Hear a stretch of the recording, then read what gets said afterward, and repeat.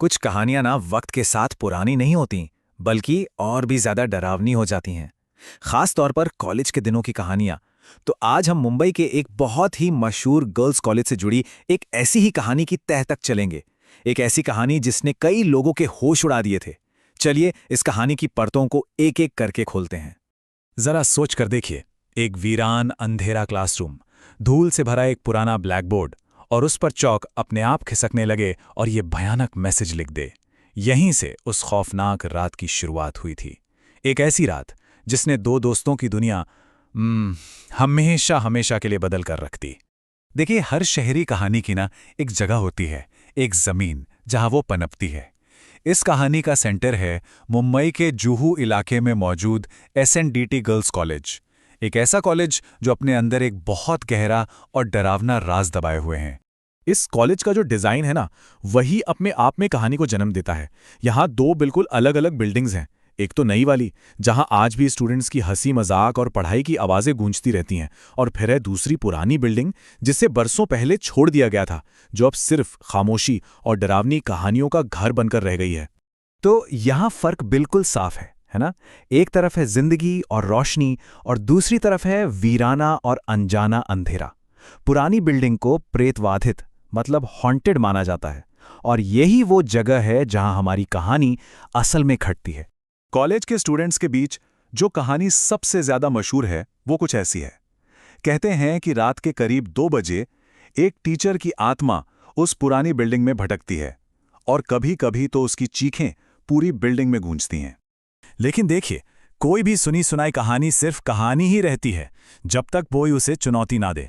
और इस कहानी में ये मोड़ आया एक शर्त के रूप में। एक ऐसी शर्त जिसने हमारे किरदारों को सीधे उस खौफ के मुंह में धकेल दिया। हमारी कहानी का मेन कैरेक्टर है 20 साल का रोहन।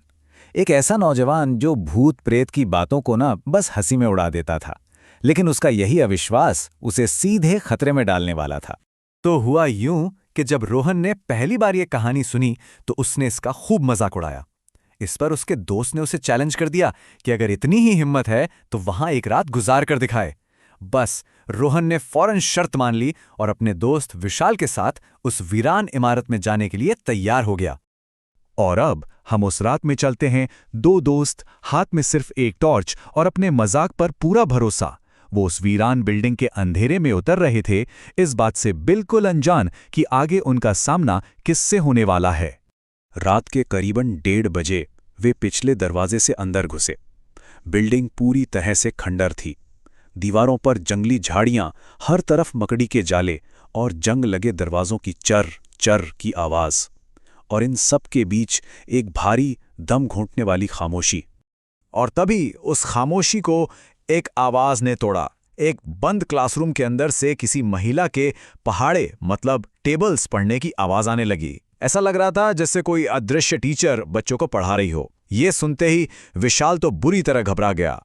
रोहन को अब भी लग रहा था कि शायद कोई उनसे मजाक कर रहा है, लेकिन जैसे ही वो उस क्लासरूम के दरवाजे के पास पहुंचे, आवाज अचानक बंद हो गई और उन्हें एक अजीब, मतलब बिल्कुल अननेचुरल ठंडक महसूस हुई, जैसे वो किसी बड़े से फ्रीजर के दरवाजे पर खड़े हों।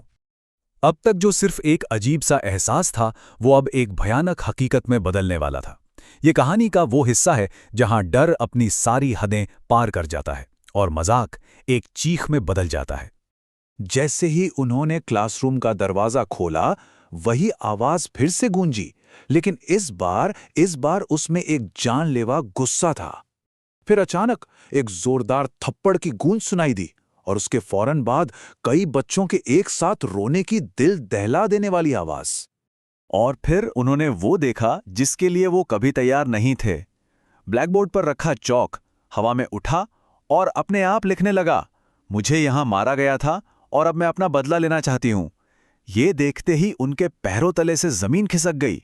वो दोनों चीखते हुए वहां से भागे, लेकिन जब रोहन कांपता हुआ बिल्डिंग से बाहर निकला तो उसने महसूस किया कि विशाल उसके साथ नहीं है।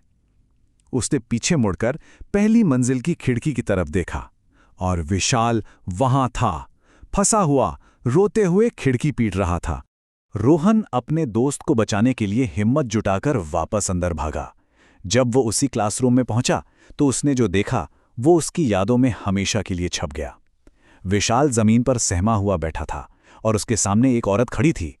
फटी हुई काली साड़ी, सड़ी गली त्वचा, पूरी तरह सफ़ेद और खाली आंखें, और चेहरे पर एक ऐसी मुस्कान जो किसी की भी रूह कंपा दे। जैसे ही उस औरत का ध्यान रोहन पर गया, वो उसकी तरफ बढ़ी। रोहन चीखते हुए भागा, लेकिन सीढ़ियों पर उसका पैर फिसल गया, वो नीचे गिरा और उसकी आंखों के सामने अंधेरा छा गया। कहानी यहां खत्म नहीं होती। असल में उस रात के बाद जो हुआ, उसने इस कहानी को और भी ज्यादा रहस्यमय बना दिया। जो सिर्फ एक भूत की कहानी थी, अब वो इंसानी याददाश्त और डर की कहानी बन चुकी थी। अब सबसे हैरान करने वाली बात सुनिए। जब रोहन की आंख खुली तो वो अपने दोस्त विशाल के फ्लैट पर था। विशाल ने एक बिल्कुल ही अलग कहानी सुनाई। उसके मुताबिक रोहन अंदर फंस गया था और विशाल भागकर दोस्तों को बुला लाया था। उन्हें रोहन सीढ़ियों के पास बेहोश मिला था। उस रात की सच्चाई दो अलग-अलग कहानियों में उलझकर रह गई। सच चाहे जो भी हो, एक बात तो तय थी। उस एक रात के अनुभव ने उन नास्तिक लड़कों को हमेशा के लिए बदल दिया था। जो कल तक इन कहानियों पर हंसते थे, वो अब इन पर पूरा यकीन करने लगे थे। और इस एक घटना ने एसएनडीटी कॉलेज की इस कहानी को और भी मजबूत कर दिया। यही तो इन शहरी किंवदंतियों की खासियत होती है ना? वे हर नई पीढ़ी के साथ और भी जिंदा हो जाती हैं। ये कहानी आज भी नए स्टूडेंट्स को सुनाई जाती है, और आज भी कोई आधी रात के बाद उस क्लासरूम के पास जाने की हिम्मत नहीं करता। ये हमें एक बहुत ही दिलचस्प सवाल पर लाकर छोड़ता है। आखिर हम ऐसी कहानियों की ओर क्यों खिंचे चले जाते हैं जिनका कोई लॉजिकल जवाब नहीं होता? क्या ये सिर्फ डर का रोमांच है, या फिर उस अनजाने को समझने की हमारी एक गहरी इच्छा है जिसे विज्ञान भी नहीं समझा सकता?